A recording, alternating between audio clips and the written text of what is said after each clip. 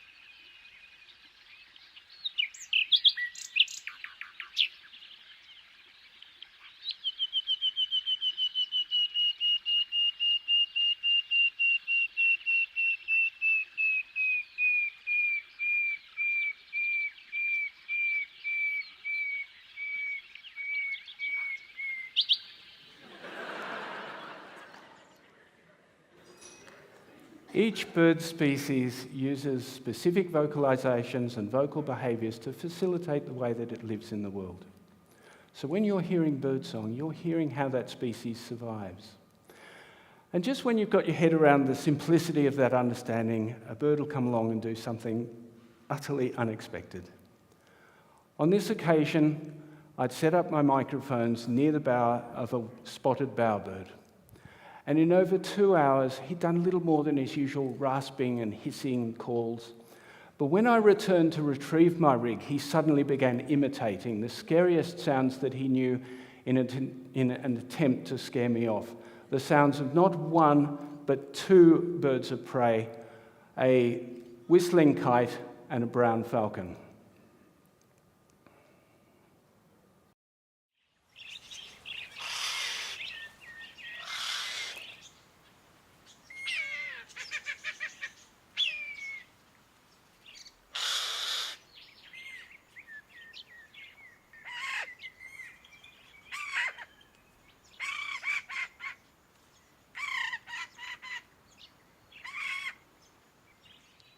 When I encounter behaviour like this, it reminds me that birds are not simple instinctive animals. They are intelligent creatures.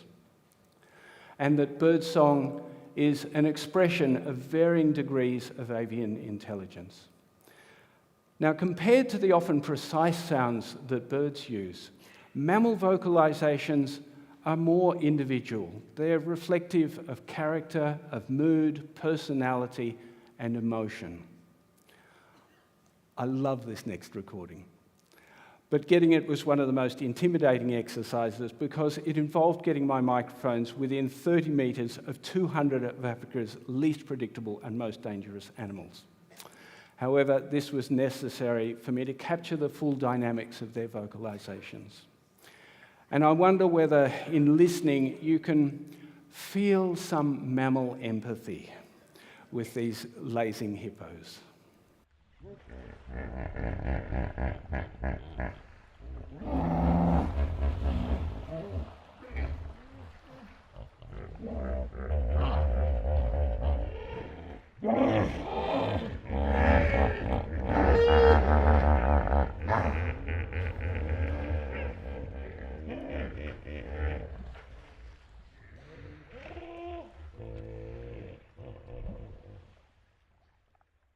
Mammal and bird vocalizations are often very complex, and the culmination of evolution, particularly over the last few tens of millions of years.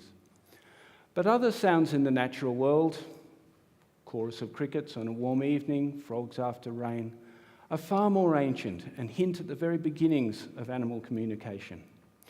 So when we listen to the sounds of nature today, we're hearing the story of our planet. And this gives me perspective in my listening. So too does the realization that in my lifetime we could be losing some of these voices. This is a regent honeyeater.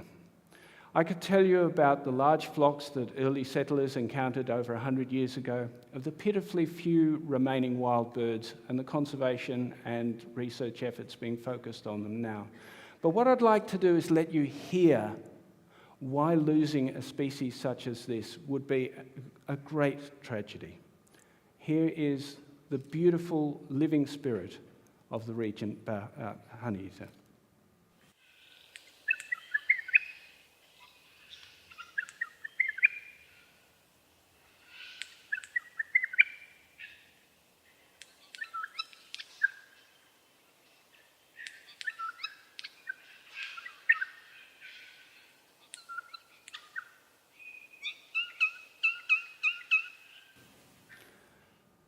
When we hear individual creatures, we can hear their consciousness in the world. But when we listen more inclusively to all the sounds of nature around us, we can hear dynamics and interaction, we can hear relationships, we can hear processes in the ecosystem, we can hear how nature actually works. And this first became apparent to me in the experience of a bird wave. Now, a bird wave is a mixed species feeding flock that moves through the forest as a group. And in tropical regions, they can be a breathtaking experience involving perhaps dozens of species and hundreds of individual birds. So imagine yourself in a rainforest such as this one in Sulawesi, Indonesia. Everything is still, everything is quiet. And then you notice a single bird fly in. It begins calling, and then another one, and another, and another. A few minutes later, the forest is full of birdsong. There are birds everywhere. There is movement everywhere. They're hopping along branches and through the undergrowth. Every leaf seems to have a bird hanging off it.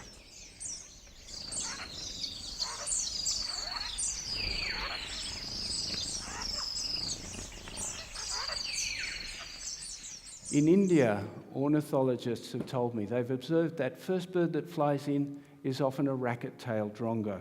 It is an extraordinary mimic, and they suspect that, like the Pied Piper, it draws the rest of the flock through the forest with it, while the integrity of the flock is maintained by all those individual contact calls.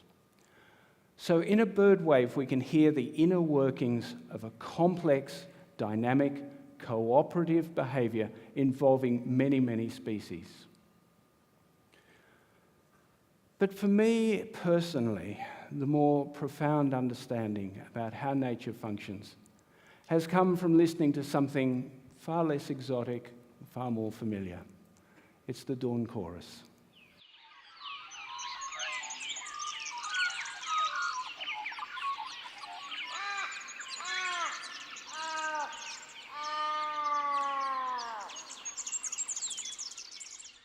I don't know how many dawn choruses I've listened to and recorded over the years, but I've come to hear them as a nuanced negotiation conducted primarily between individuals of the same species to define their territories and their breeding relationships. So when a bird establishes a new territory, it will often adopt the local dialect to signal that it now belongs. And then it will alternate that song backwards and forwards with its neighbours. And here are a pair of white-fronted honeyeaters doing just that. They are recognising and acknowledging each other.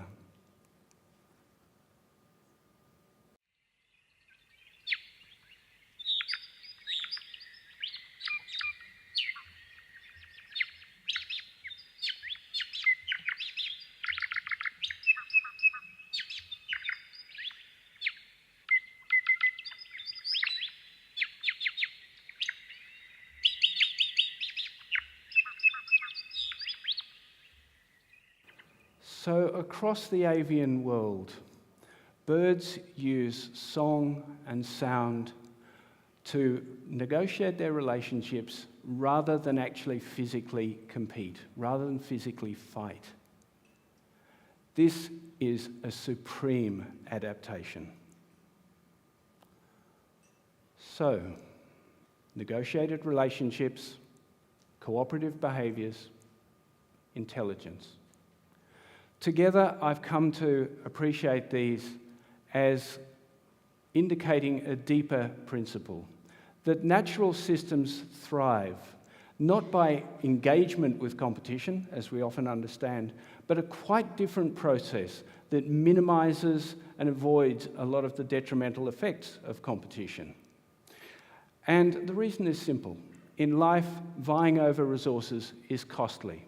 It's risky, it expends energy, it induces stress, it's a distraction, and it may only lead to short-term benefits. So a species that competes is disadvantaged relative to a species that is adapted to not having to. Over time, over evolutionary time, life differentiates into species ever more refined in their own ecological niche, their own way of being in the world. The outcome of this process is biodiversity, which I think of as nature's spectacular success at finding ways of minimising the damage of competition. So bringing this back to sound, that sound is so fundamental to biodiversity and species identity leads to an interesting idea. That changes in repertoire and vocal behaviour can be indicative of the emergence of new species. And we have a wonderful example of that in a local songbird. And see whether you recognise it.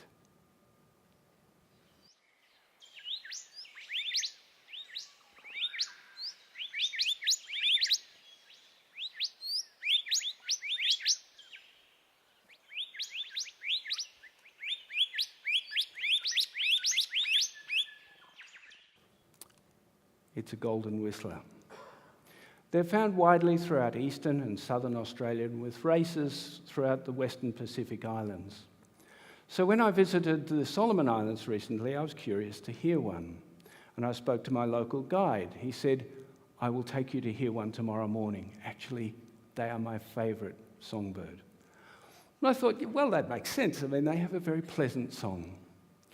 So the next morning we rose early and we set off in the early hours in the dark along this winding, narrow track through dense tropical jungle. And after over an hour of trekking, we stopped and I set up my equipment to await the dawn chorus. It didn't happen. What did happen was the golden whistler. It was the loudest songbird I have ever encountered. It was close to overloading my microphones. I had to turn down the input gain on my recorder. It was distorting my eardrums. And once it had begun singing, it sung continuously for over 2.5 hours. This is the Solomon Islands golden whistler.